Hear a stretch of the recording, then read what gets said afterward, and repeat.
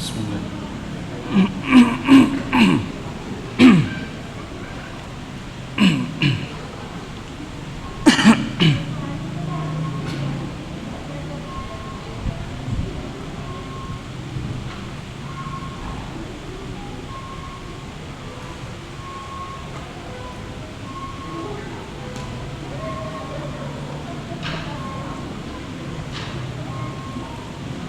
Bismillah. Assalamualaikum warahmatullahi wabarakatuh. Innal hamdalillah nahmaduhu wa nasta'inuhu wa nastaghfiruh wa na'udzu billahi min shururi anfusina wa min sayyiati a'malina. Man yahdihillahu fala mudilla lahu wa man yudlil fala hadiya lahu. Wa asyhadu an la ilaha illallah wahdahu la syarika lahu wa asyhadu anna Muhammadan 'abduhu wa rasuluh alladzi la nabiyya wa la rasulahu ba'dahu. Qala Allahu 'azza wa jalla fi kitabihil karim, ya ayyuhalladzina amanu taqullaha ittaqullaha haqqa tuqatih wa la tamutunna illa wa antum muslimun. Ya ayyuhan nasu taqu rabbakumul ladzi khalaqakum min nafsin wahidah wa khalaqa minha zawjaha wa batha minhuma rijalan katsiran wa nisaa. Wattaqullaha alladzi tasaaluna bihi wal arham, innallaha kana 'alaikum raqiba.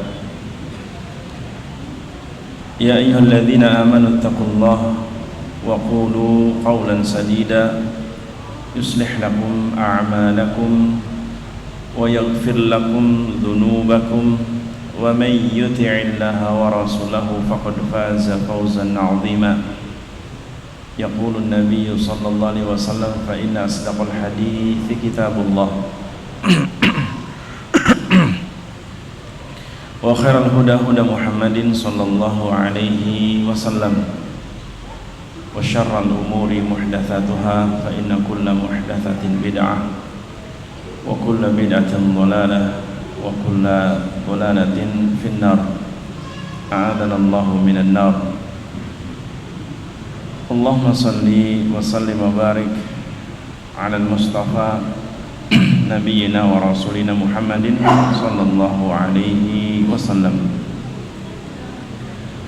Para jamaah, ikhwani dan akhwati, bapak-bapak, ibu-ibu, hadirin hadirat yang semoga Allah merahmati kita semua, merahmati perjumpaan kita di kesempatan malam hari ini. Dengan takdirnya dan inayahnya Allah pertemukan kita kembali, lanjutkan kajian rutin kita berkaitan dengan mengenal Ahlus Sunnah wal Jamaah di bagian tentang akidah dan manhajnya para salafus saleh. Di pertemuan sebelumnya kita bahas ada beberapa poin berkaitan dengan hal ini. Yang pertama kita bahas kemarin tentang Allah Subhanahu wa ta'ala mensifati dirinya dengan sifat ilahiyah yang tinggi, dengan sifat-sifat yang mulia dan nama-nama yang indah. Dan juga yang kedua kemarin kita sebutkan bahwa annallaha kama annahu huwa wahdahul muttasifu bisifati ilahiyah wal kamal wat taqdis fa huwa wahdahul mustahiqqu li jami' anwa'il ibadah. Sebagaimana Allah mensifati dirinya dengan sifat-sifat yang mulia dari sifat ilahiyah, sifat yang sempurna, sifat-sifat yang suci. Karena nama-nama Allah Subhanahu wa ta'ala itu indah, dan sifat-sifat Allah itu semuanya mulia, agung, dan tidak ada celah. Maka begitu pula hak peribadatan hanya milik Allah. Artinya sebagaimana sifat-sifat mulia hanya milik Allah, maka begitu pula hak peribadatan hanya milik Allah. Karenanya pembahasan tentang tauhid rububiyah adalah konsekuensinya berkaitan dengan tauhid ilahiyah, tauhid yang menunjukkan hak peribadatan hanya milik Allah Subhanahu wa taala.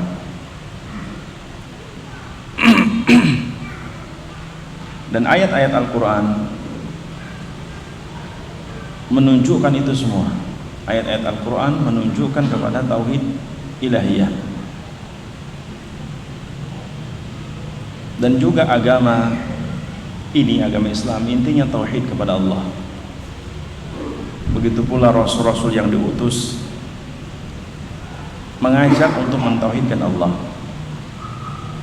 Karena ini ciri khas akidah dan manhajnya para salafus saleh Ahlus Sunnah wal Jamaah ada pada mentauhidkan Allah Subhanahu wa taala.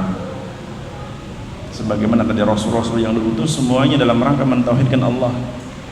Ya qaumi ibudullaha ma lakum min ilahin ghairuh. Wahai kaumku, sembahlah Allah saja. Beribadah kepada Allah saja. Ma lakum min ilahin ghairuh. Kalian tidak punya sesembahan selain Allah. Kalian tidak punya Rabb yang berhak disembah kecuali Allah. Dan juga rasul-rasul tadi diutus dalam rangka ini. Seperti dalam surah Nahl ayat 36, walaqad ba'atsna fi kulli ummatin rasulan an i'budullaha wajtanibut taghut. Sungguh telah kami utus pada setiap umat seorang rasul, utusan Allah, yang intinya an i'budullah, mengajak umatnya, kaumnya beriman, beribadah hanya kepada Allah, wajtanibut taghut, dan menjauhi sesembahan yang disembah selain Allah. Dan banyak ayat-ayat yang serupa dengan ayat seperti ini. Kemudian ada pun yang ketiga, kelanjutannya sekarang. Poin yang ketiga dari manhajnya aqidah Ahlussunnah wal Jamaah, anna kullama sabaqahu wa muqtada syahadati an la ilaha illallah wa amma muqtada syahadati anna Muhammadar Rasulullah faminhu ittiba'un Nabi sallallahu alaihi wasallam wa tamassuku bi sunnatihi. Poin yang ketiga, bahwa dari konsekuensi syahadat la ilaha illallah, artinya syahadat la ilaha illallah itu konsekuensinya mentauhidkan Allah Subhanahu wa taala, menjadikan peribadatan hanya milik Allah, karena di dalamnya terkandung nafyun dan itsbat. Konsekuensi dari syahadat la ilallah menafikan segala sesembahan apapun yang disembah selain Allah, karena batilnya sesembahan selain Allah. Kemudian itsbat, penetapan illallah, hanya Allah yang berhak disembah, dan itu inti dari syahadat la ilaha illallah. Karenanya dalam syahadat la ilallah dua rukun. Rukun pertama tadi nafyun, peniadaan segala macam bentuk sesembahan selain Allah, dan yang kedua itsbat, penetapan hanya Allah yang berhak disembah. Maka konsekuensi ini juga apa? Menunjukkan ikhlasnya dalam ibadah adalah sebuah apa? Konsekuensi dari la ilaha illallah. Ikhlas dalam ibadah hanya karena Allah merupakan konsekuensi dari syahadat la ilaha illallah.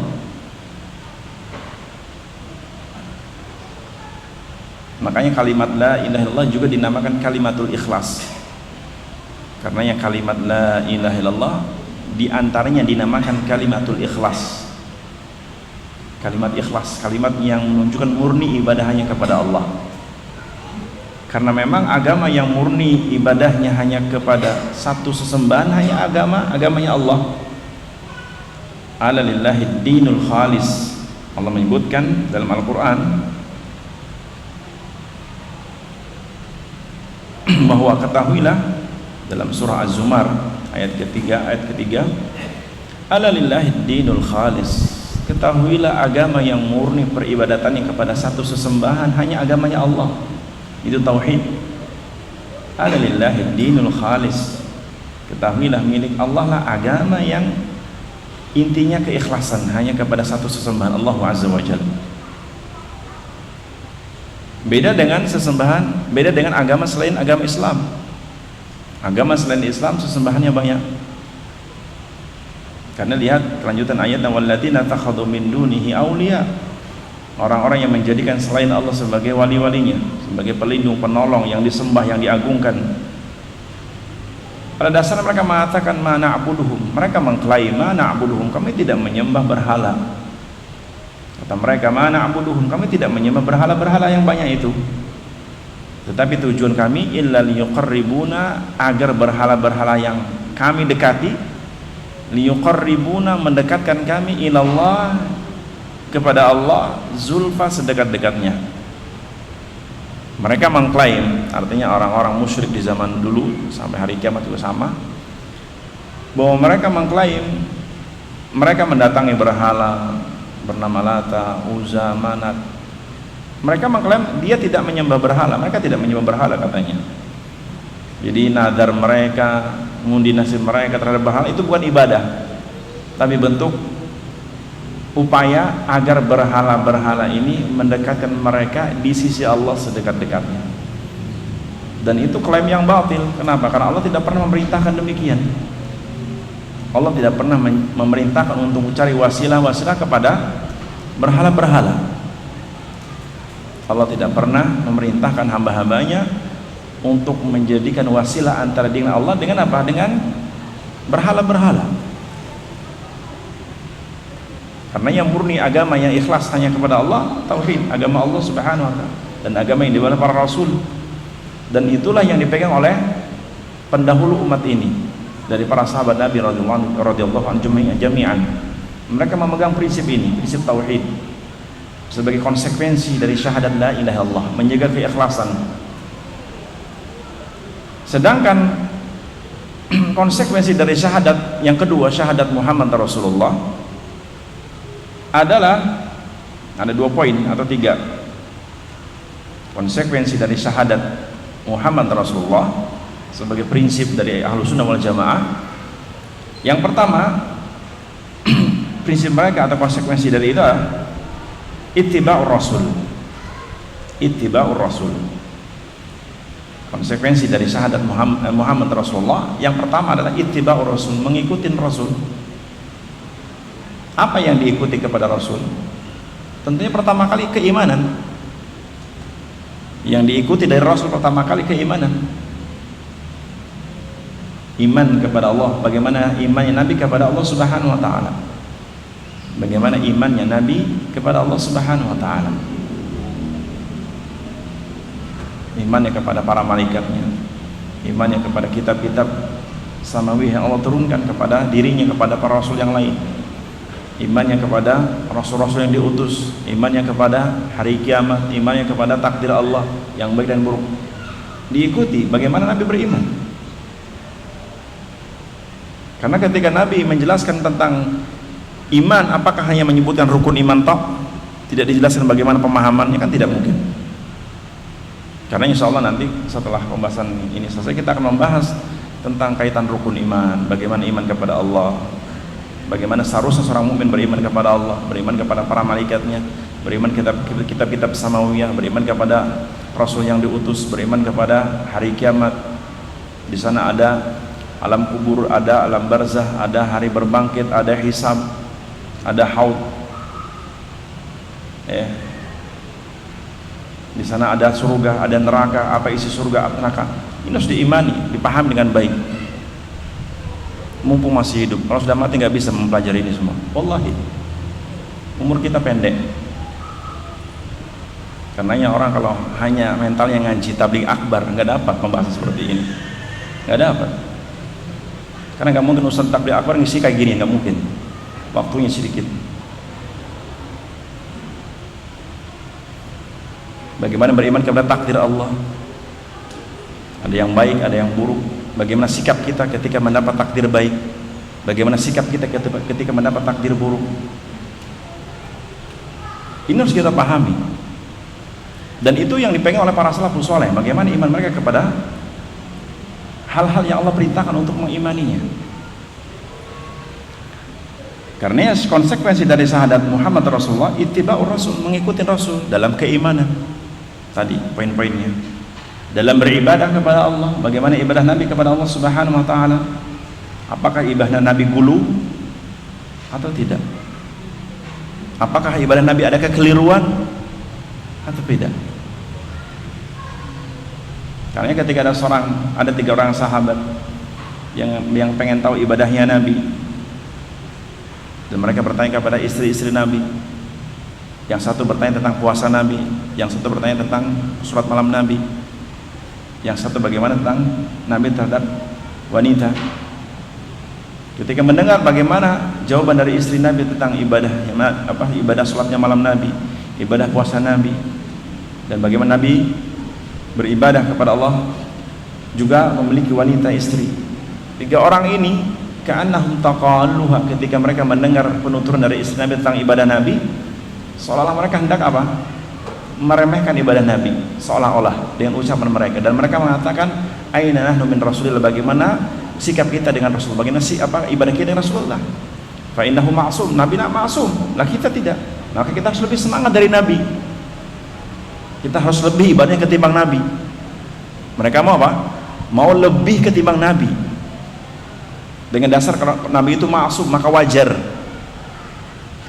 Sehingga yang satu mengatakan, aku akan jadikan seluruh malamku untuk ibadah terus semuanya. Yang satu akan mengatakan, aku akan menjadikan hari-hariku untuk berpuasa. Yang satu mengatakan, a'tazilun nisa, aku tidak mau menikahi wanita, karena bagiku wanita menghalangi ibadah. Seolah-olah meremehkan apa? Ibadah Nabi dengan prinsip mereka. Ketika Nabi mendengar demikian, Nabi mengatakan kepada para sahabatnya, kata Nabi SAW, ma balu aqwamun yaquluna kadza wa kadza, ada sebagian orang mengatakan tentang ini dan itu dari sebuah ibadah.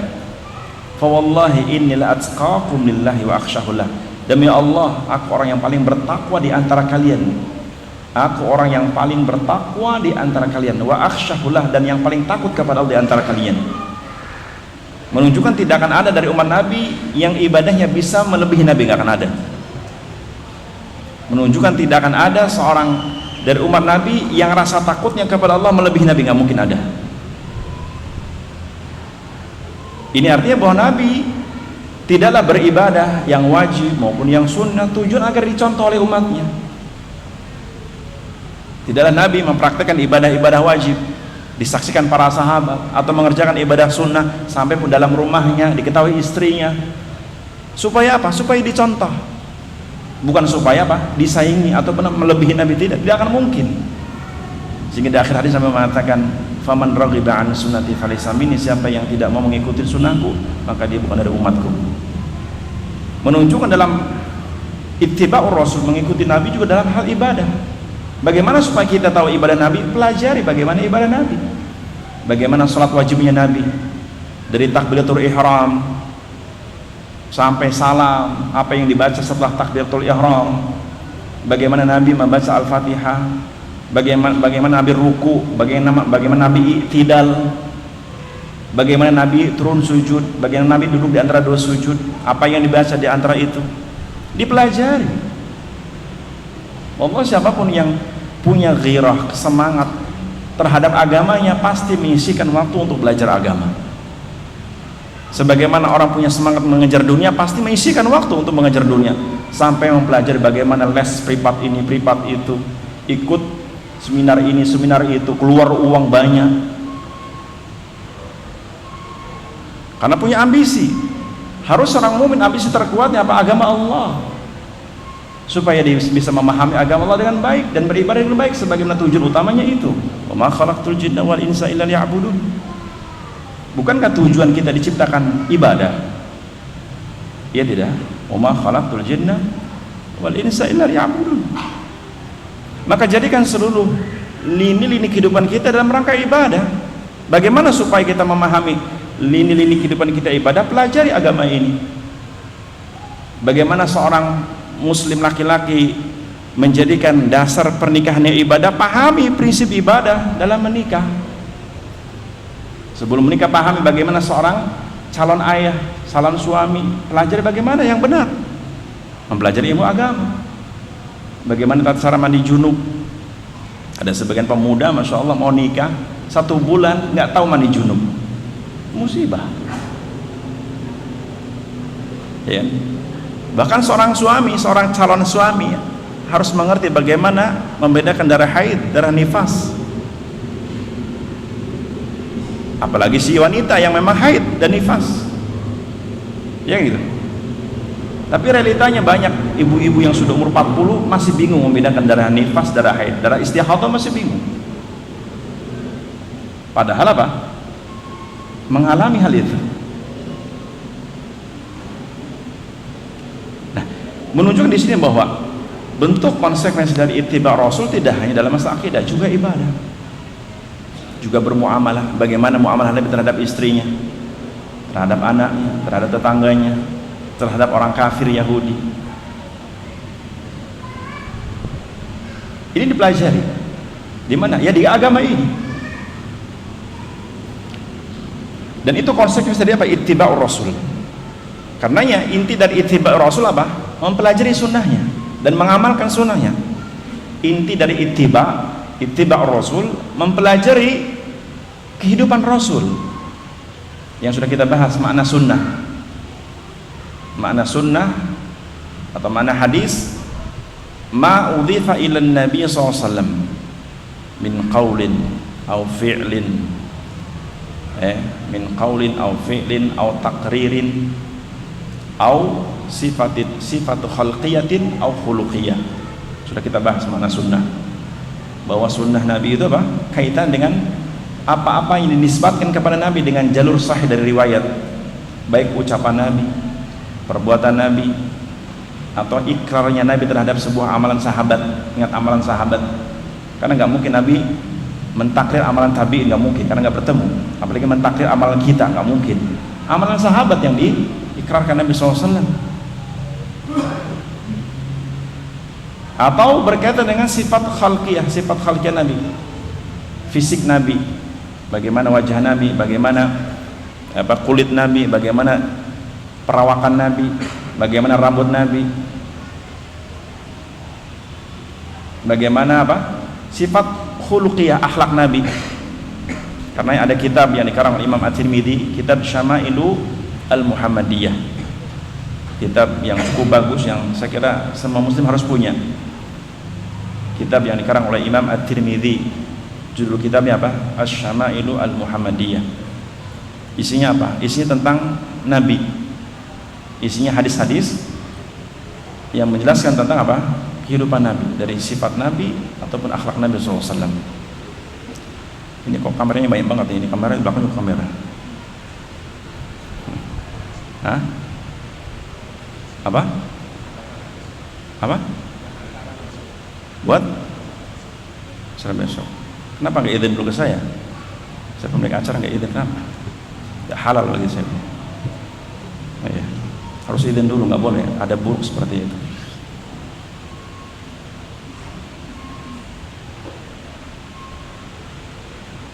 Baik.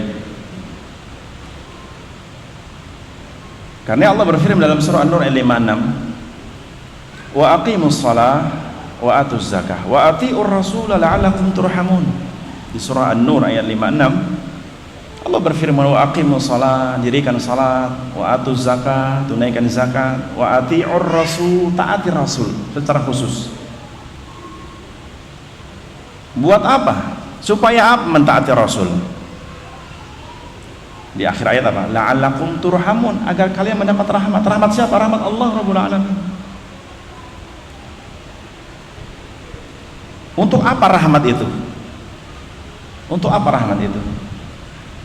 Untuk bekal menuju masuk surga. Karena orang-orang yang masuk surga, orang yang mendapat rahmat Allah. Orang yang masuk surga karena rahmat Allah. Berarti mentaati Rasul agar dirahmati Allah, yang dengannya dimasukkan ke surga Allah Subhanahu wa taala. Karena surga itu surganya Allah. Sehingga siapapun yang menginginkan masuk surga Allah, ikutin apa yang Allah inginkan. Di antara mentaati Rasulnya yang diutus. Karena dalam surah An-Nisa juga Allah menyebutkan, di surah An-Nisa,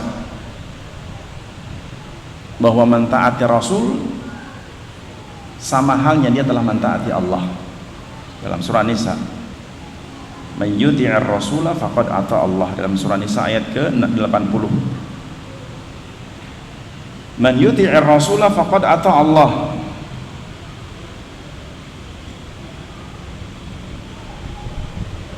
Siapa yang mentaati Rasul, faqad ata'a Allah, hakikatnya sungguh dia telah mentaati Allah. Ini yang Allah firmankan dalam kalamnya Al-Quran, bahwa ternyata mentaati Rasulullah SAW,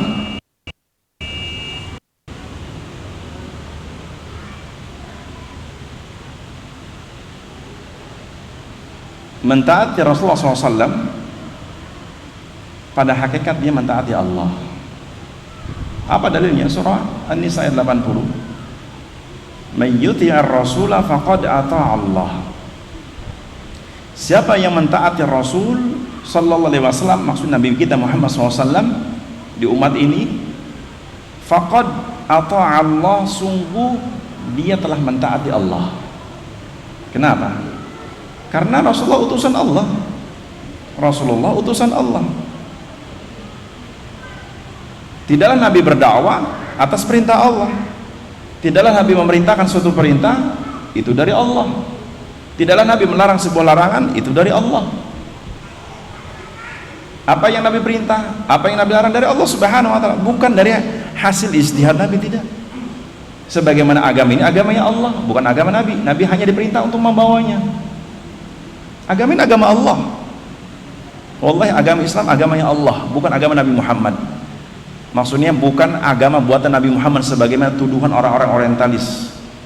Mereka mengklaim bahwa Islam itu agama buatan Nabi Muhammad. Enggak, agama Islam agamanya Allah. Yang Allah perintahkan kepada seluruh manusia untuk memeluknya. Untuk memeluknya. Agamanya Allah Subhanahu wa taala. Sehingga tidaklah seorang rasul diutus dan dia utusan Allah, berarti mentaati seorang rasul telah mentaati Allah Subhanahu wa taala. Makanya menentang rasul sama halnya telah menentang Allah dan tidak mengikuti jalannya orang-orang beriman dari umat pertama ini, itu para sahabat. Nah, kalian lihat ayat setelahnya dari surah An-Nisa ayat atau ayat 115 ya. Allah berfirman, "Wa may yushaqiqir rasula min ba'di ma tabayyana lahul huda wa yattabi' ghayra sabilil mu'minin nuwallihi ma tawalla wa nuslihi jahannam wa sa'at masira." Surah Nisa. Ya. Ayatnya ke ayat 115, 115. Wa may yushaqiqir rasul, siapa yang menentang rasul, artinya tidak mentaati. Berarti kebalikannya kan, Allah menjadikan ketaatan Rasul sama telah mentaati Allah.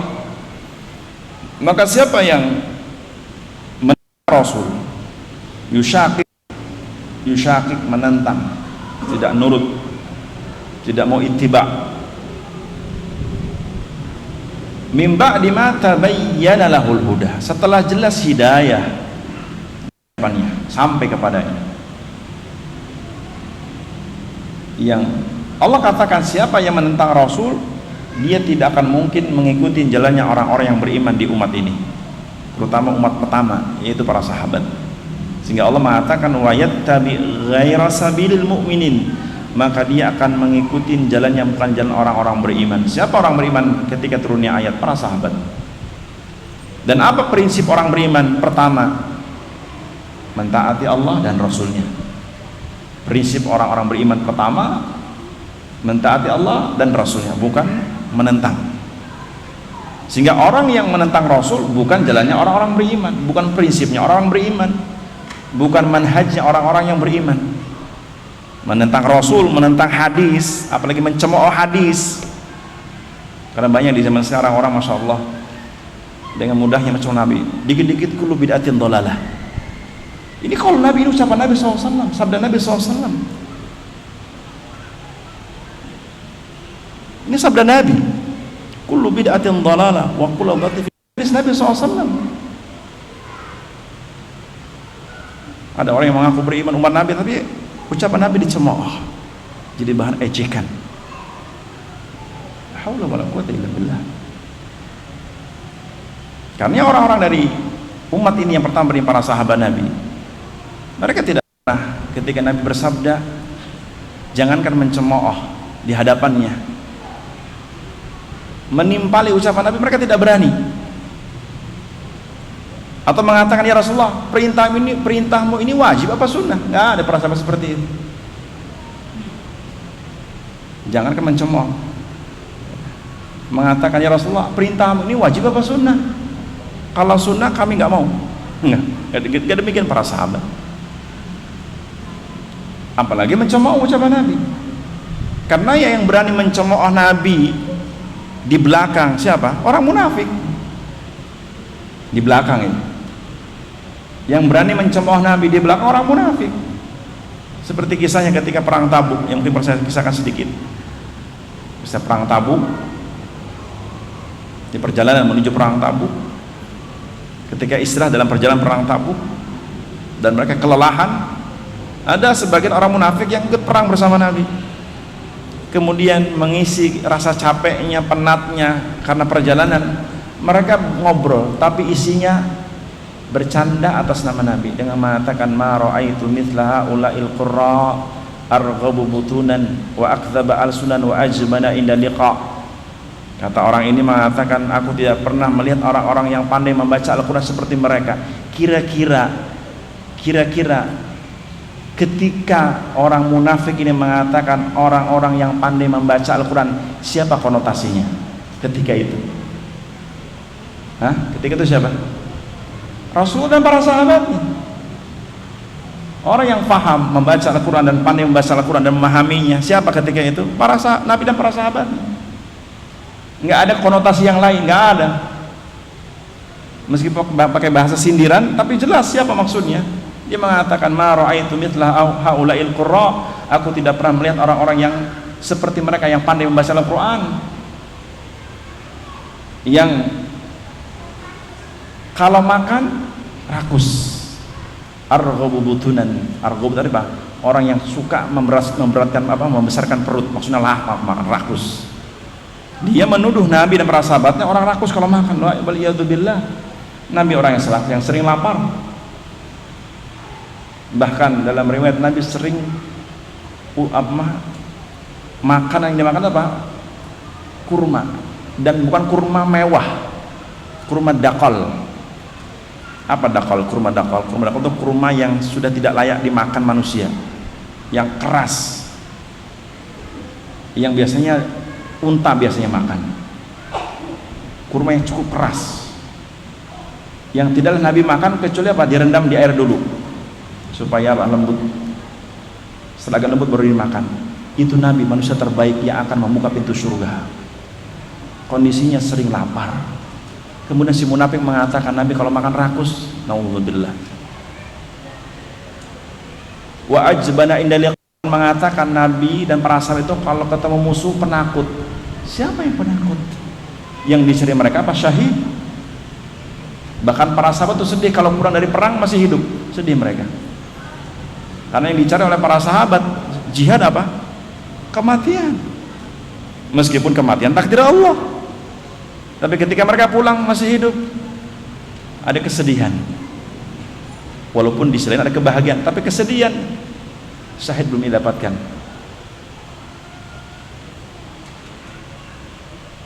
Apakah Nabi pengecut?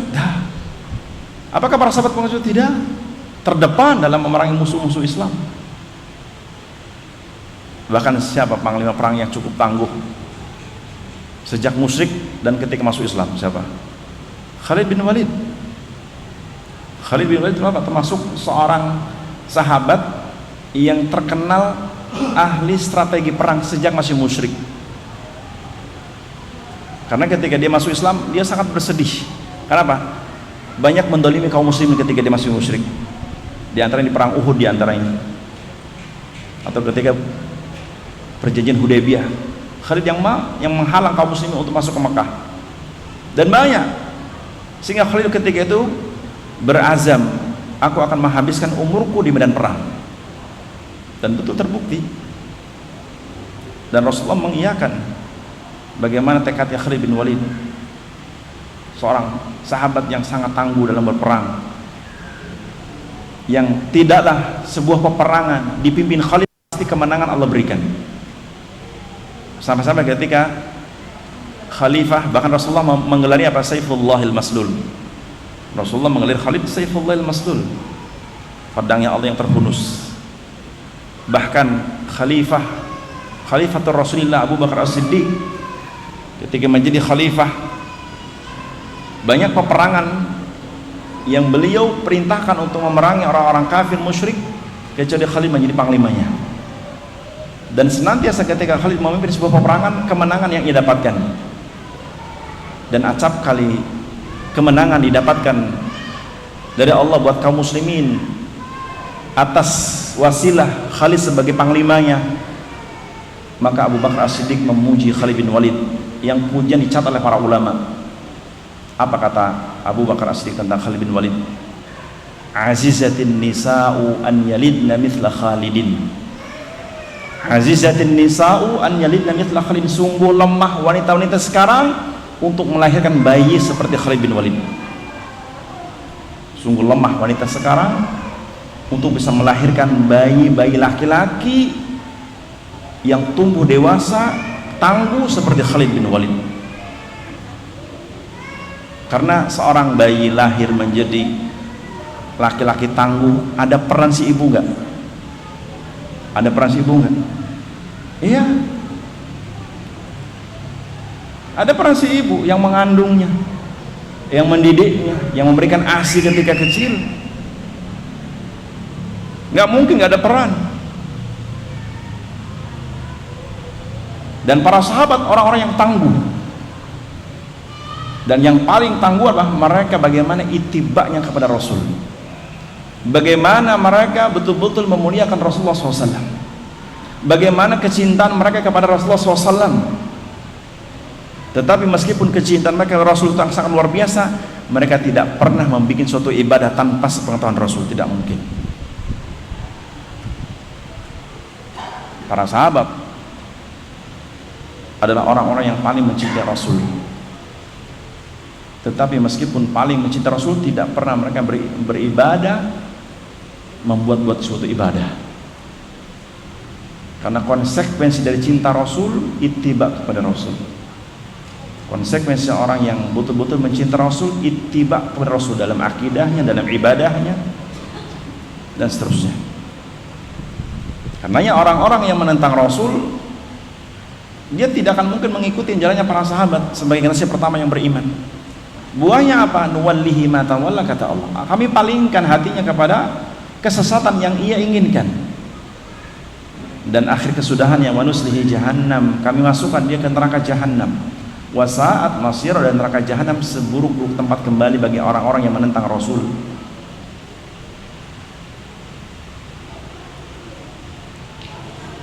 Karena Allah juga berfirman dalam surah yang lain.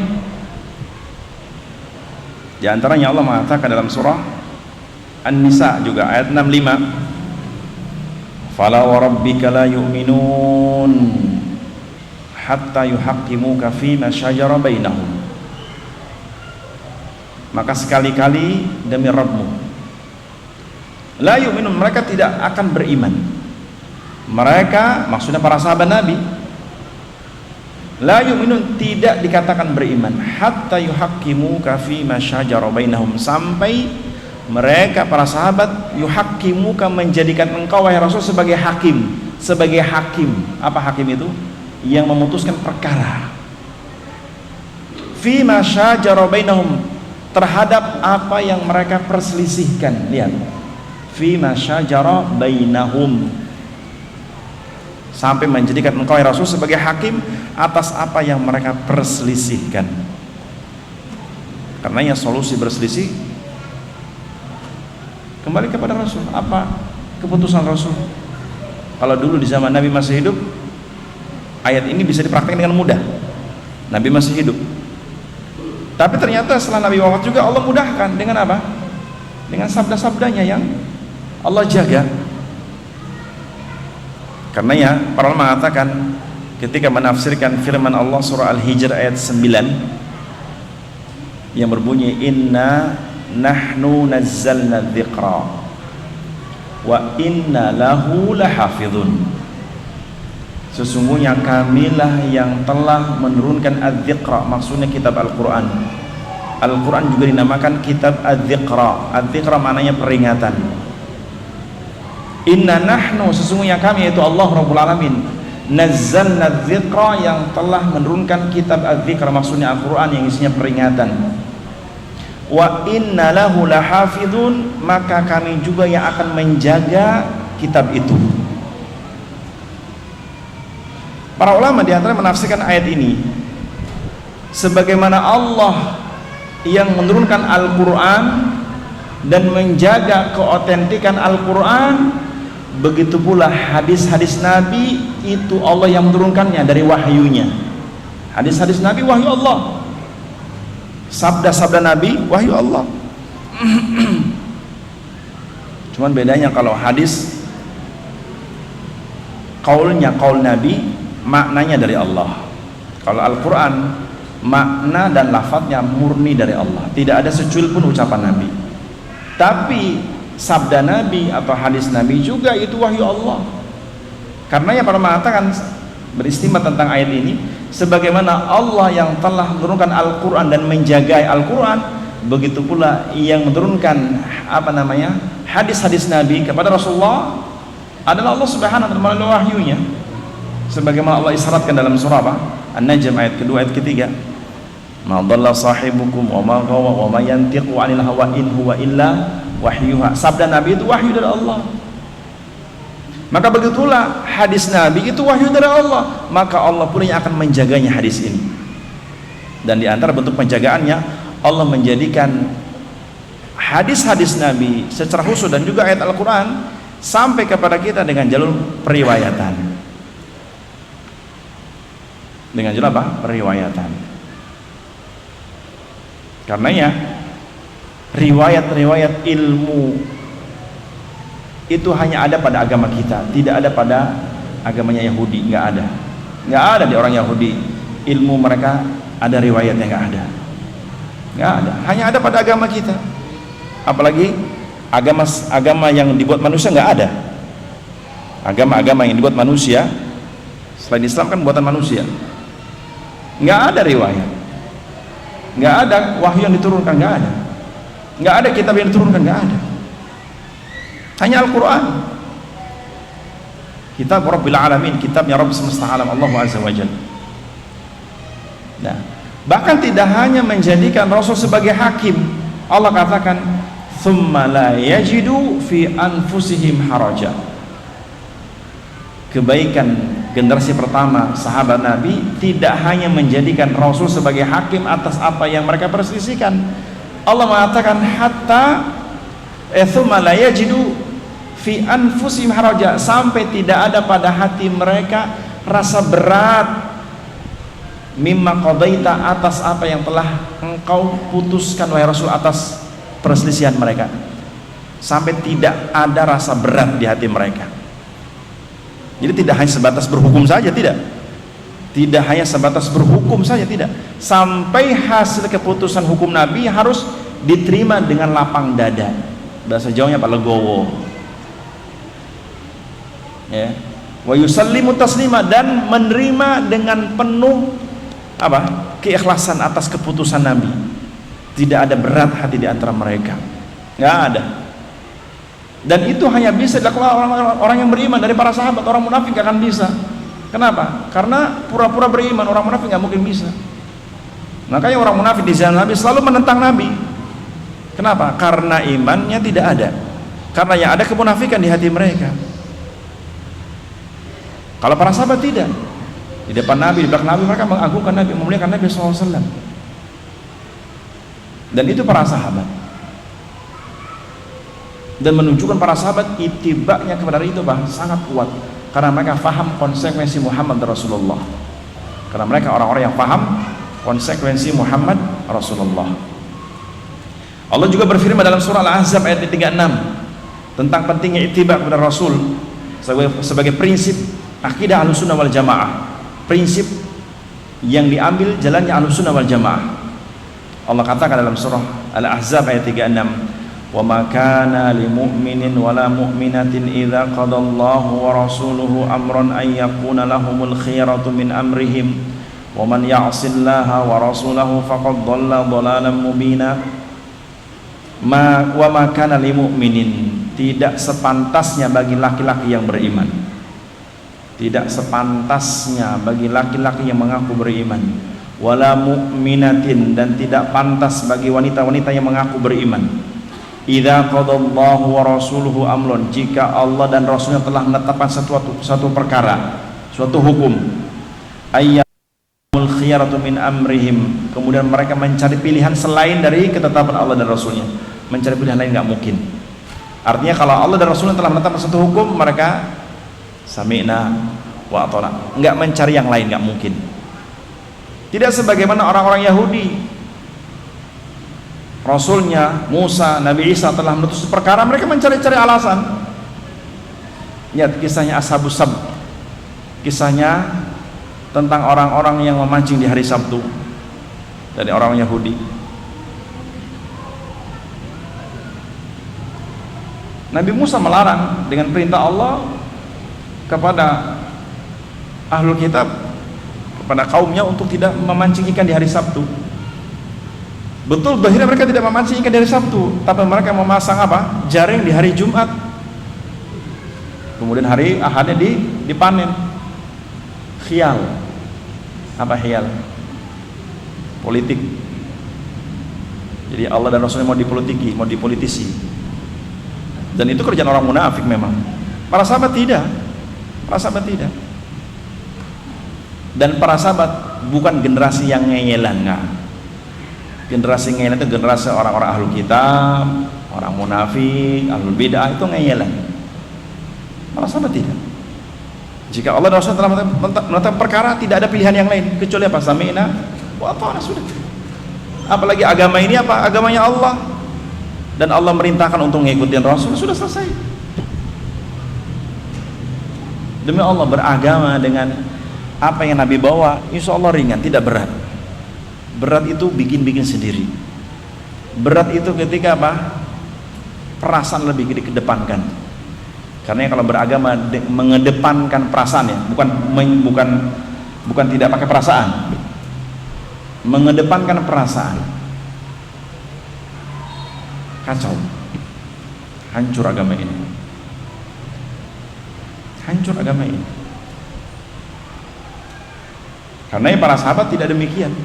Ketika Allah dan Rasulullah telah menetapkan satu hukum, tidak ada pilihan yang lain kecuali sami'na wa ata'na. Dan ini juga Allah sebutkan dalam surah An-Nur, ya, ayat 51, tentang prinsip para sahabat yang sering kita ulang-ulang ayat ini. Innama kana qaulal mu'minin idza du'u ila Allahi wa rasulihi liyahkum bainahum ay yaqulu sami'na wa ata'na wa ulaika humul muflihun. Sesungguhnya ucapan orang-orang beriman jika mereka disuruh kepada Allah dan Rasulnya agar Nabi menjadi hakim di antara mereka, jawaban mereka sami'na wa ata'na, kami mendengar, kami mentaati, sudah. Wa ulaika humul muflihun, mereka lah orang yang beruntung. Allah mengatakan mereka beruntung. Ternyata taat Allah, taat Rasul, keberuntungan, sudah. Kenapa dibikin ribet agama ini? Padahal contoh terbaik dari para sahabat, mereka generasi yang sami'na wa ata'na. Mereka generasi yang kalau Allah dan Rasul menetapkan satu hukum, tidak ada pilihan yang lain kecuali taat. Karena Allah menutup ayatnya di surah Al-Ahzab ayat 36 tadi, wa may ya'sillaha wa rasulahu, siapa yang bermaksiat kepada Allah dan Rasulnya, artinya mentaati selain Allah atau mencari pilihan hukum selain hukum Allah, kemaksiatan kepada Allah dan Rasulnya, ya, mencari pilihan selain ketetapan Allah dan Rasulnya, kemaksiatan kepada Allah dan Rasulnya. Karena perkara bidah kemaksiatan, bidah itu maksiat yang sangat dibenci Allah dan Rasulnya. Bid'ah maksiat lebih besar ketimbang maksiat selain apa? Bid'ah. Dan Allah mengatakan faqad dhalla dhalalan mubina, sungguh siapapun yang menentang Allah, bermaksiat kepada Allah dan Rasulnya, dia telah tersesat dengan kesesatan yang nyata, bukan burem, nyata, ya. Buram itu kalau nggak belajar. Yang kedua, konsekuensi dari ittiba itu apa? Konsekuensi dari syahadat Muhammad Rasul itu apa? Yang kedua, annahum la yuqaddimuna qawlan ala qawli Rasul SAW. Konsekuensi dari syahadat Muhammad Rasulullah yang kedua, yaitu tidak mendahulukan ucapan seseorang daripada ucapan Rasul. Tidak mendahulukan ucapan seseorang atas ucapan Rasul. Apalagi tadi sudah jelas ayatnya di surah Al-Ahzab ayat 36. Jika Allah dan Rasul telah menetapkan satu hukum, sudah nggak ada pilihan yang lain. Tidak mencari-cari apa?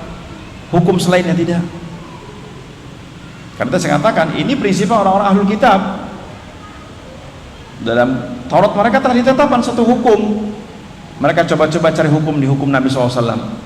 Padahal tidak beriman kepada Nabi. Lihat, orang-orang ahlul kitab, mereka tidak mau beriman kepada Nabi, tidak mau menyatakan beriman kepada Nabi.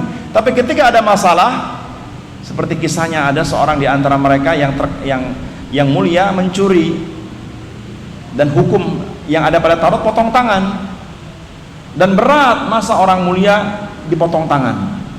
Orang-orang terpandang mencuri dipotong tangan, sehingga akhirnya mereka mencari hukum di hukum Nabi, siapa tahu lebih ringan. Tidak beriman kepada Nabi tapi pengen berhukum dengan hukum Nabi,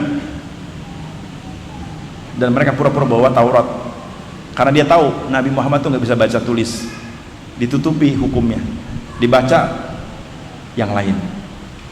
Tapi Rasulullah bukan orang yang bodoh. Rasulullah utusan Allah, ada malaikat yang menghabarkan apa yang terjadi dan akan terjadi dari Allah Subhanahu wa Ta'ala, sehingga disuruh dibuka apa yang ditutup, dan mendapati hukum pada mereka di Taurat potong tangan bagi yang mencuri. Dan kata Nabi, di kami pun sama. Itu orang-orang kita mencari sesuatu yang ringan, apa yang mereka inginkan. Karenanya mencari-cari fatwa untuk sesuai keinginannya itu tercela. Sifatil Yahud min sifatnya orang Yahudi. Dengan istilah tatabur khos, cari keringanan. Ya, cari keringanan, siapa tahu ada hukum yang ringan. Itu bukan prinsip para sahabat.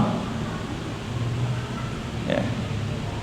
Karena lihat, orang-orang yang beriman kepada Allah, beriman kepada Rasulnya, konsekuensi beriman kepada Rasulnya, diantaranya konsekuensi beriman kepada Rasulullah, tidak mendahulukan ucapan seseorang atas ucapan Nabi. Allah berfirman dalam surah Al-Hujurat ayat pertama, ya ayyuhalladzina amanu la tuqaddimu baina yadayillahi wa rasulihi wattaqullaha innallaha sami'un alim. Wahai orang-orang beriman, la tuqaddimu baina yadayillahi wa rasulihi, jangan mendahulukan di hadapan Allah dan Rasulnya dari ucapan yang lain. Wattaqullah, bertakwalah kalian kepada Allah. Innallaha sami'un alim, sesungguhnya Allah Maha mendengar lagi Maha mengetahui.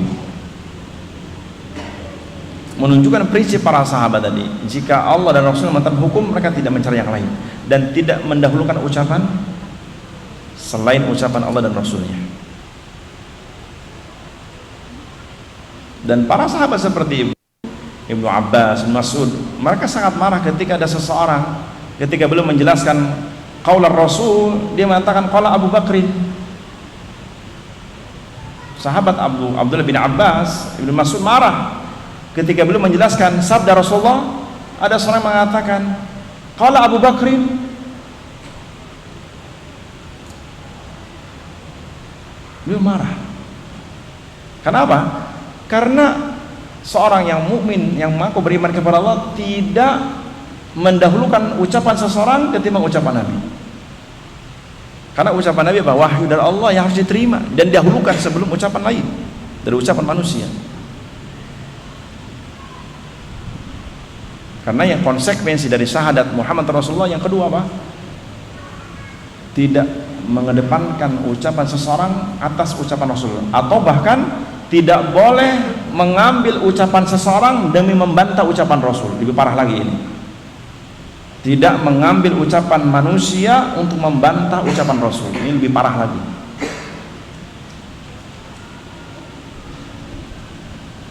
Sama halnya ketika Nabi mengatakan kullu bid'atin dhalalah, enggak ada yang hasanah.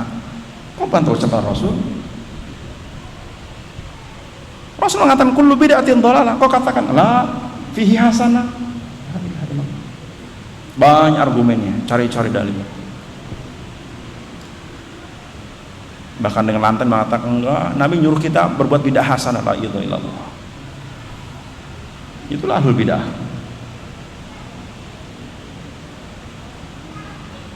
Yang ketiga, konsekuensi dari syahadat Muhammad Rasul yang ketiga, annahum la yarudduna syai'an min ahadits Rasulullah SAW. Bahwa konsekuensi dari Muhammad Rasulullah, mereka tidak membantah apapun dari ucapan Nabi. Tidak membantah, tidak meragukan dari sabda-sabda Nabi kita Muhammad SAW.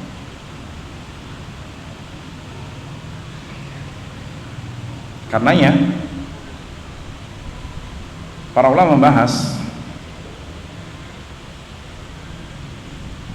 bahwa konsekuensi mengenal Rasulullah itu tasdiquhu fima akhbar. Konsekuensi orang yang mengaku beriman kepada Rasul, mengenal Rasul, cinta Rasul, tasdiquhu fima akhbara, membenarkan apa yang Nabi kabarkan. Ya, sampai pun mungkin Anda belum paham, atau mungkin akalmu tidak nyampe.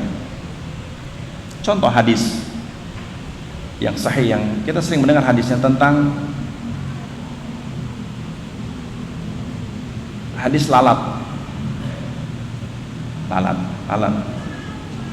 Idza waqa'at babu fi ina'i ahadikum falyaqmishu, kata Nabi. Jika ada seekor lalat jatuh ke minuman kalian, Nabi katakan falyaqmishu, tenggelamkan. Orang yang beriman kepada Rasulullah sami'na wa ata'na, tenggelamkan. Tapi ingat, yang jatuh ya, yang jatuh sendiri, bukan antum cari alat dimasukin, bukan. Waqa, arti waqa apa? Lalat terjatuh. Tahu terjatuh? Bukan dijatuhkan sendiri. Lalat terjatuh. Idza waqa ad-dubawu fi ina'i ahadikum falyaqmisu, kata Nabi. Jika lalat jatuh ke bejana salah seorang di antara kalian, Nabi katakan falyaqmisu, tenggelamkan. Fa innahu fi ihda janahihi da'un wa ukhra shifa, atau kama qala Rasulullah SAW. Sesungguhnya pada lalat itu salah satu sayapnya penyakit dan satunya apa? Syifa, penawarnya. Maka orang yang beriman kepada Rasul sami'na wa ata'na, sudah. Tidak mengatakan, "Apa iya ya Rasulullah? Lalat kok kan enggak pernah hinggap di apa? Di tempat-tempat bersih. Kok bisa?" Ini Rasul. Rasul berbicara seperti itu dari mana? Wahyu Allah. Rasul berbicara seperti itu apa? Wahyu dari Allah. Kenapa? Karena Allah yang menciptakan Nabi Muhammad, menciptakan lalat, menciptakan air dan sebagainya, dan menciptakan pada lalat ada penyakit, ada penawar, Allah Subhanahu wa taala. Dan Nabi perintahkan demikian, itu benar Allah Subhanahu wa taala. Sudah sami'na wa ata'na. Kita pakai akal-akalan. Atau hadis yang lain, hadis yang berbicara tentang di mana Nabi Adam dan Nabi Musa bertemu. Orang yang beriman apa? Sami'na, sudah kita terima. Enggak mengatakan di mana ketemunya. Itu urusanmu, terima, sudah selesai. Dia berpikir di mana ketemunya. Itu pun urusanmu, terima, sudah selesai. Sami'na wa ata'na. Karena ya prinsip orang beriman apa? At-taslim. Apa at-taslim? At-taslim, apa taslim? Wahai taslim, ada nggak kemana yang taslim? Apa artinya taslim? Berserah diri, menerima. Sami'na wa ata'na, itu taslim. Meskipun mungkin akalmu belum nyampe atau belum paham tentang hadis itu, terima dulu. Jika hadis itu sahih, terima.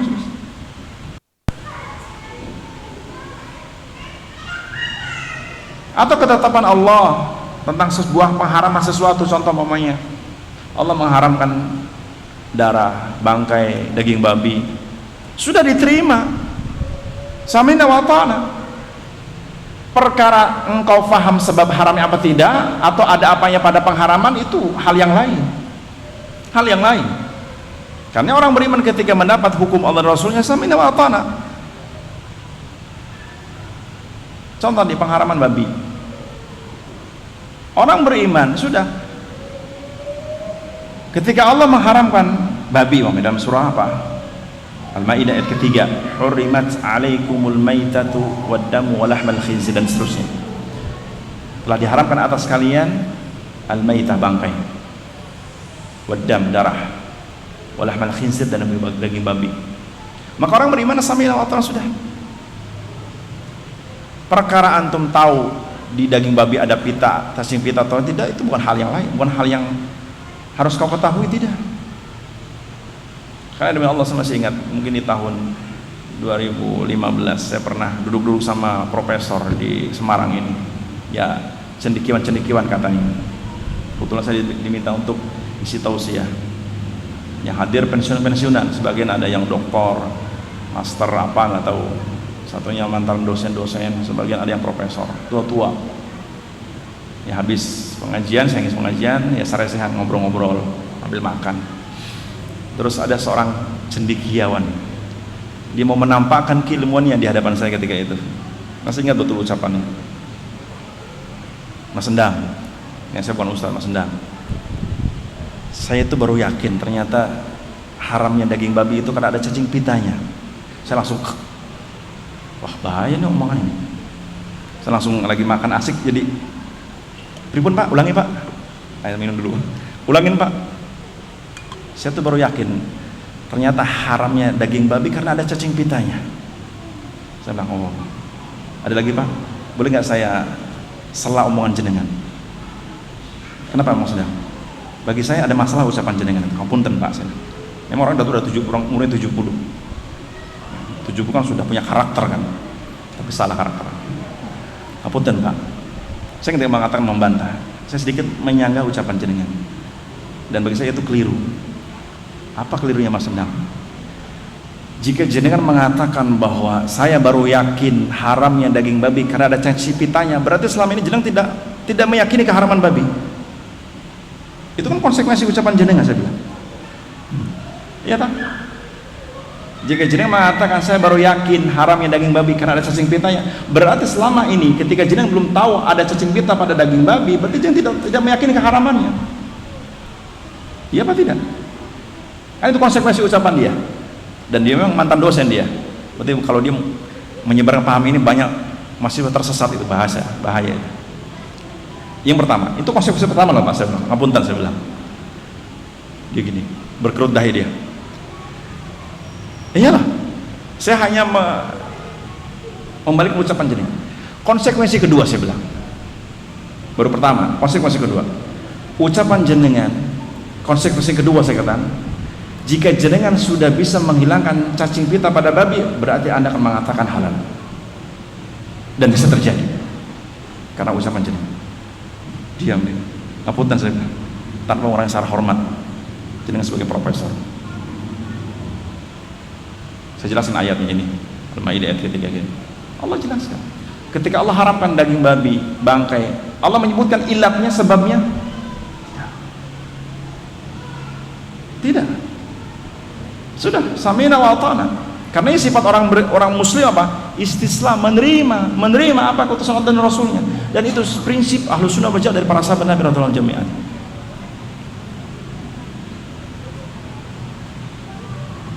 Nah, kayak ahlul kalam, atau ahlul kalam, orang yang punya ilmu filsafat itu pandai berdebat, pandai bersedia, tapi isinya kosong sebenarnya.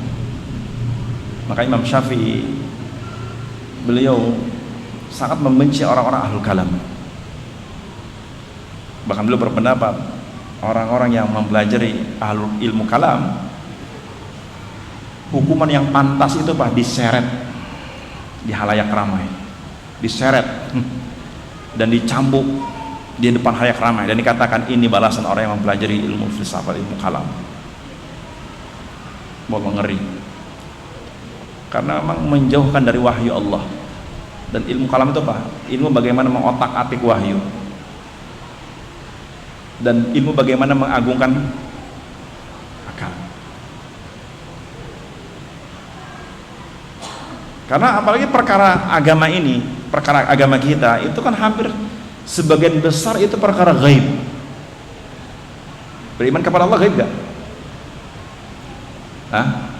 Karena ini tidak boleh mereka-reka wujud Allah, nggak boleh. Mereka-reka wujud Allah nggak boleh. Kenapa? Karena mereka-reka apa? Menggunakan apa? Akal. Mereka-reka wujud Allah nggak boleh. Mereka-reka bagaimana tangannya Allah nggak boleh. Cukup bagi kita taslim, menerima apa yang Allah tetapkan atas dirinya atau apa yang tetapkan Rasul atas diri Allah Subhanahu wa taala. Sudah selesai. Tauhid, menerima apa yang menjadi ketetapan Allah Rasulnya. Itsbatan yaliqu bijali, menetapkan sesuai dengan keagungan Allah, sudah, titik. Tanpa takyif, tanpa bagaimanakan, tanpa menyerupakan. Penting menerima yang menjadi keputusan Allah Rasul itu sangat penting, dan itu prinsip Ahlussunnah wal Jamaah, ciri khas mereka. Ibu-ibu kayaknya ngobrol ya, sebentar lagi ibu-ibu, sabar. Kalau ngobrol lebih baik merem matanya, lebih bagus ketimbang ngobrol.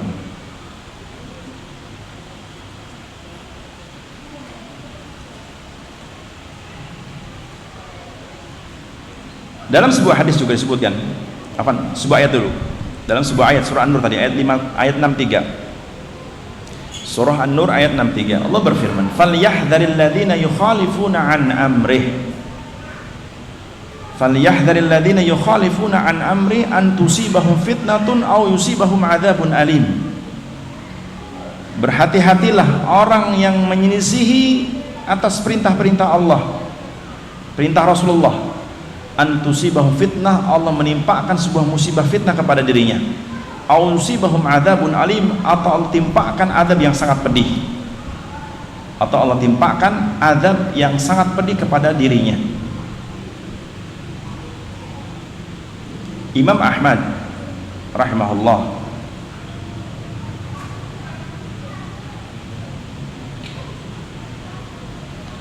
beliau menyebutkan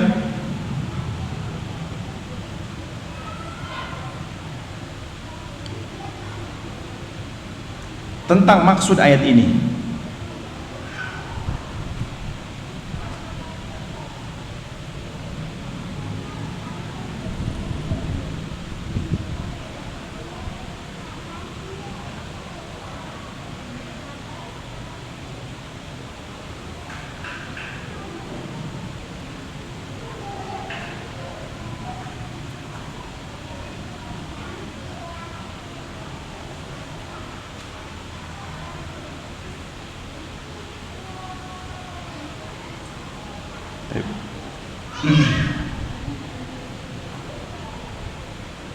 Sebentar, di surah An-Nur.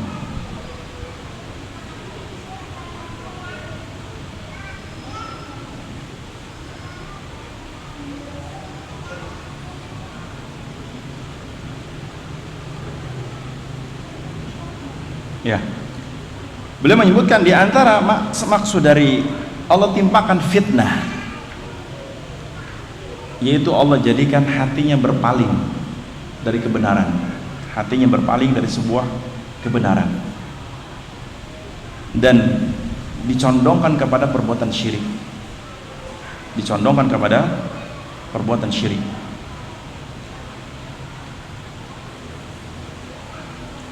Menunjukkan bahwa ancaman orang-orang yang menentang Rasul itu besar, bukan ringan. Menunjukkan orang-orang yang membantah seorang Rasul, Nabi kita Muhammad SAW, adalah perkara yang berat, bukan perkara ringan. Sampai Allah katakan antusibahum fitnah, Allah timpakan fitnah, itu kesesatan hatinya, kecondongan kepada kesyirikan. Ausibahum, atau Allah timpakan azabun alim, azab yang sangat pedih, fid dunya wal akhirah. Karenanya kisah Imam Ahmad diuji atas orang-orang ahlul bid'ah yang memaksa Imam Ahmad untuk meyakini Al-Quran makhluk.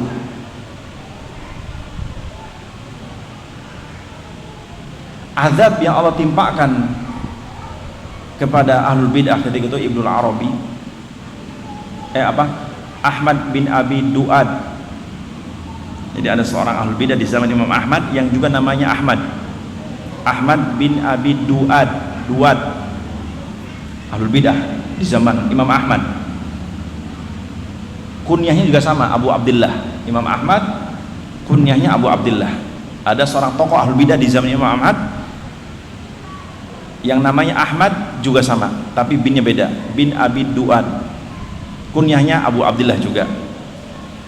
Di antara gembong orang-orang ahlul bidah di zaman Mu'tazilah yang mengatakan Al-Quran makhluk, dan termasuk orang-orang yang memaksa Imam Ahmad untuk mengatakan Al-Quran makhluk.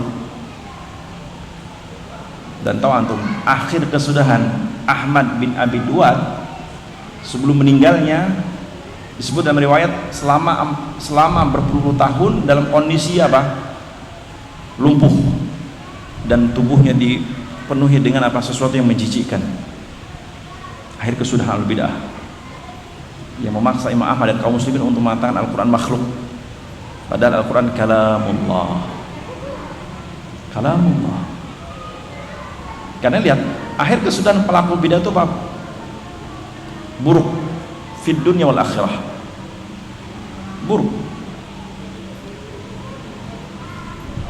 dan cukup ancaman dari Allah. Siapapun yang menyelisih Rasulullah SAW, menyelisih sunnah Rasulullah SAW, akan ditimpakan sebuah fitnah. Siapa yang menimpakan? Allah Rabbul Alamin, pemilik agama ini. Au yusibahum adzabun alim, Allah timpakan adab yang sangat pedih, dan itu di hari kiamat.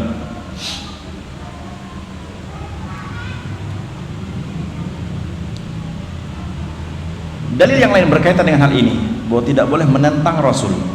Contoh dalam hadis yang diriwayatkan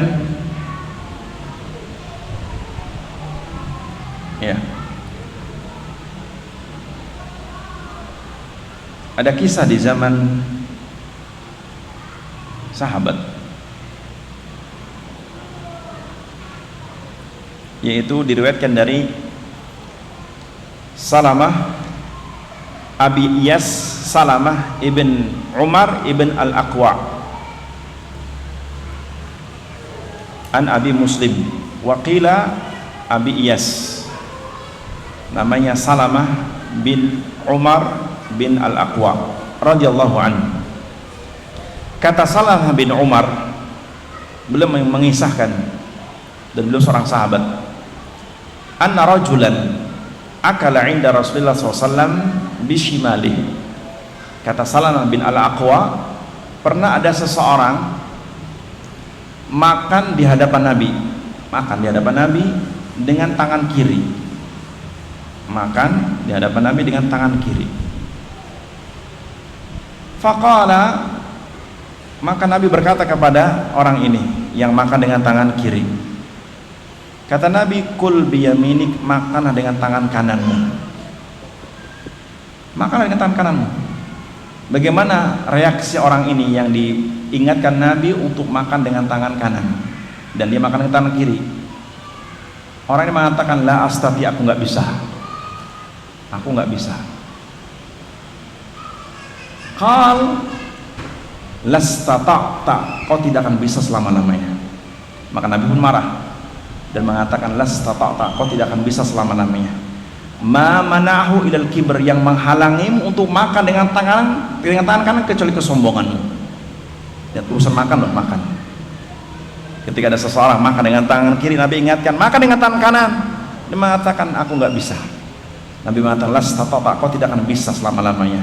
Ma mana'aka illal kibr, tidak ada yang menghalangimu untuk makan tangan kanan kecuali kesombonganmu. Apa yang terjadi? Maka fama rafa'ahu illa fihi, maka akhirnya setelah itu dan selamanya orang ini tidak bisa mengangkat tangan kanannya untuk memasukkan ke mulutnya, nggak bisa. Maka berhati-hati loh, berhati-hati dari menentang keputusan Rasul, dari sunnah-sunnahnya. Dan alangkah banyak kaum muslimin dengan mudah tangan kiri minum makan itu jilbaban. Saya pernah bereksperimen di tahun 2016 salah. 2015. Saya waktu itu mau safar ke Pekalongan, nunggu di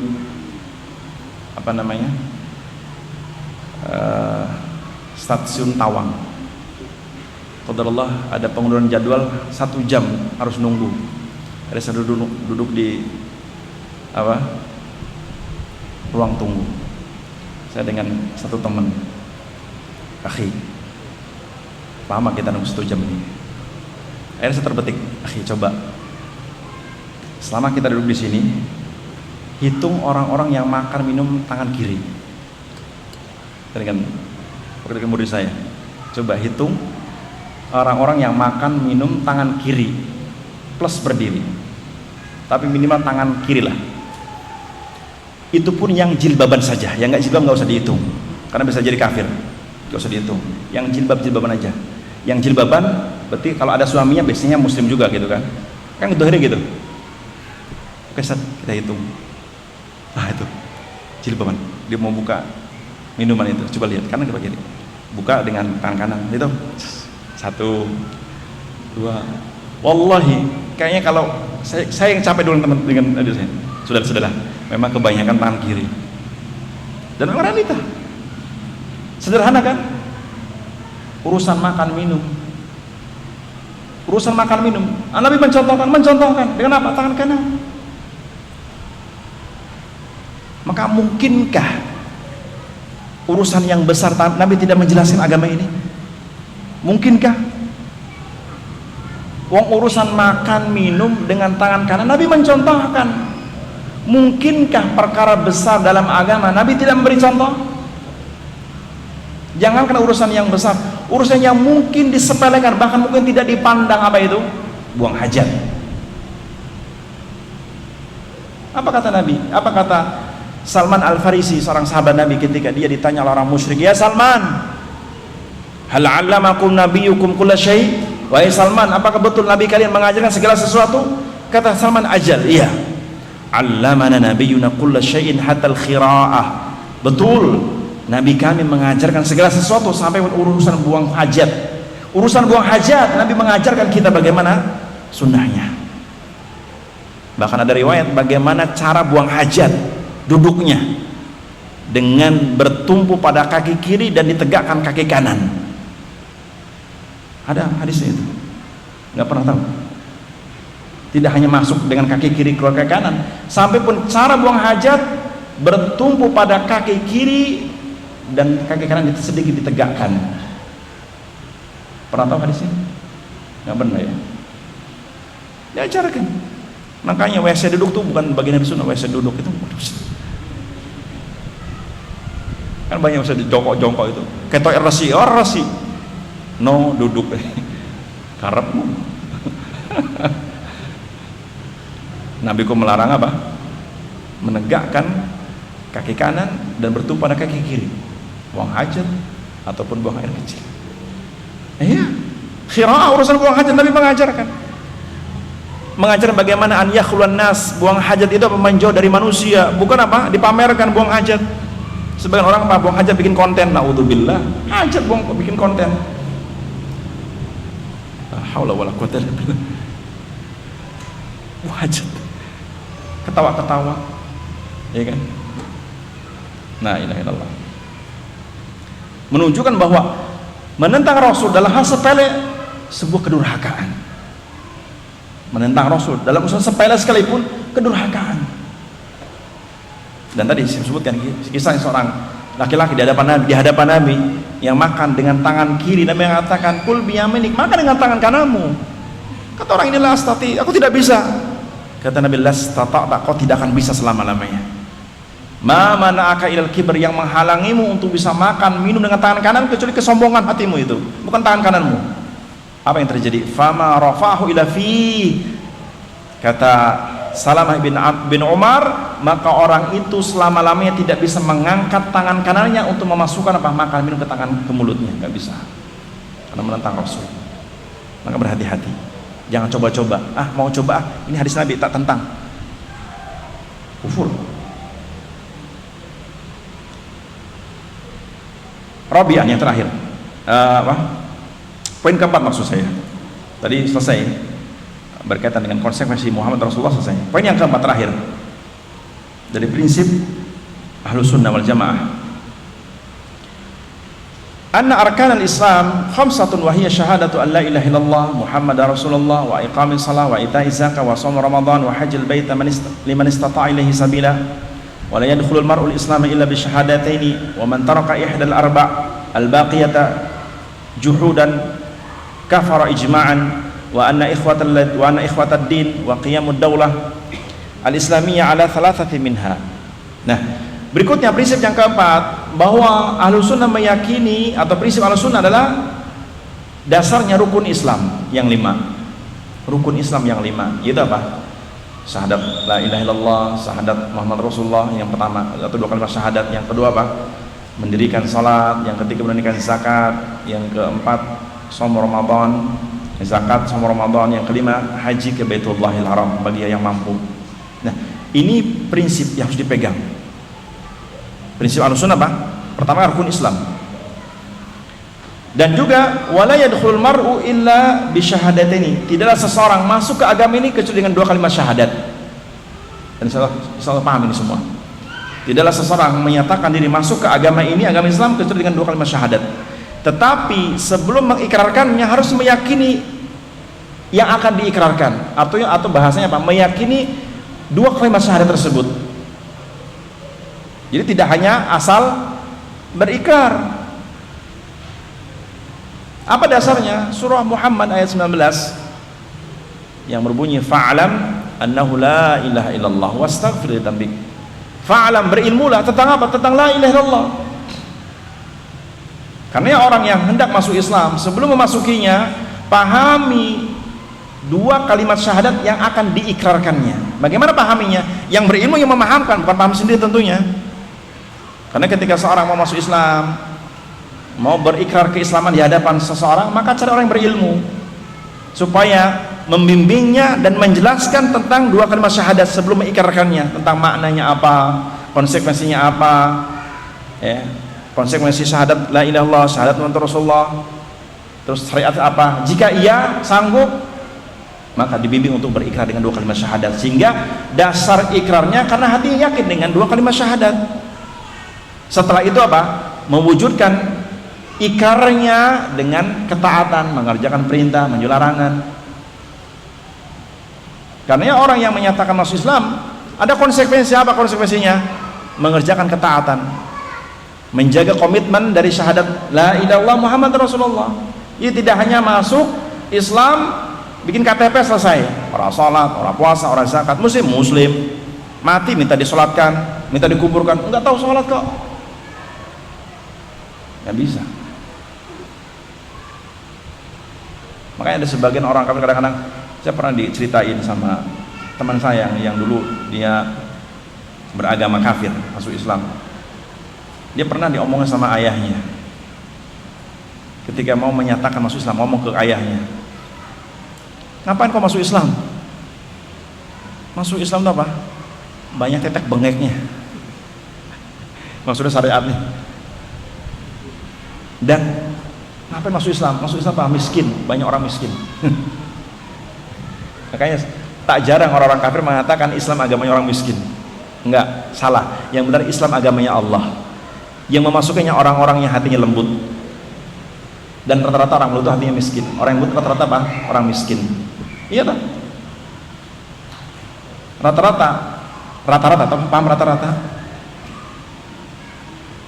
Umuman, walaupun tidak mutlak per individunya gitu maksudnya.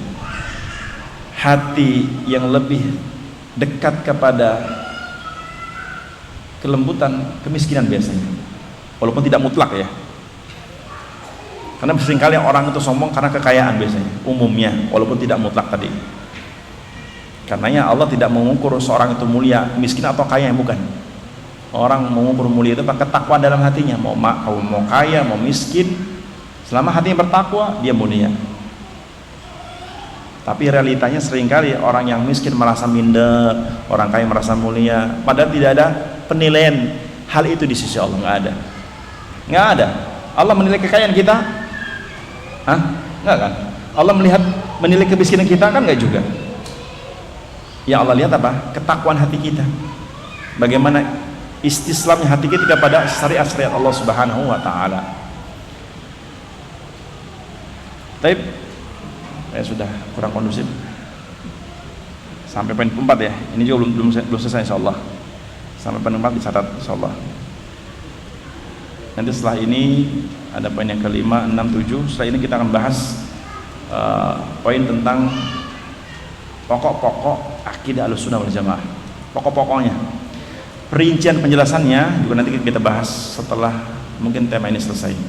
Kita bahas perincian tentang akidah, beriman kepada Allah bagaimana, beriman kepada para malaikat, kitab-kitabnya, rasul-rasul, kepada hari akhir, takdir Allah baik buruk. Allah semoga umur panjang ya. Semoga Allah berikan saya dan Anda umur panjang sehingga bisa memahami agama ini sebelum Allah mencabut nyawa kita. Karena sungguh umur ini singkat, Allah singkat. Semoga niat baik saya dan kita semua dicatat oleh Allah sebagai pahala di sisi Allah Subhanahu wa taala. Demikian, sekali lagi semoga bermanfaat dan semoga apa yang kita kaji menjadi tambah keyakinan kita kepada Allah, kepada Rasulnya dan kepada agama ini, sehingga kita tetap yakin dan istiqomah di atas kebenaran. Allahumma amin. Allahumma arinal haqqa haqqa warzuqna ittiba'ah wa arinal batila batila warzuqna ijtinabah. Ya muqallibal qulub tsabbit qulubana ala dinik. Ya muqallibal qulub tsabbit qulubana ala dinik. Allahumma musarrifal qulub sarrif qulubana ala ta'atika ya rabbal alamin. Rabbana atina fid dunya hasanah wa fil akhirati hasanah wa qina adzabannar. Subhanakallahumma bihamdika asyhadu an la ilaha illa anta astaghfiruka wa atubu ilaik. Assalamualaikum warahmatullahi wabarakatuh.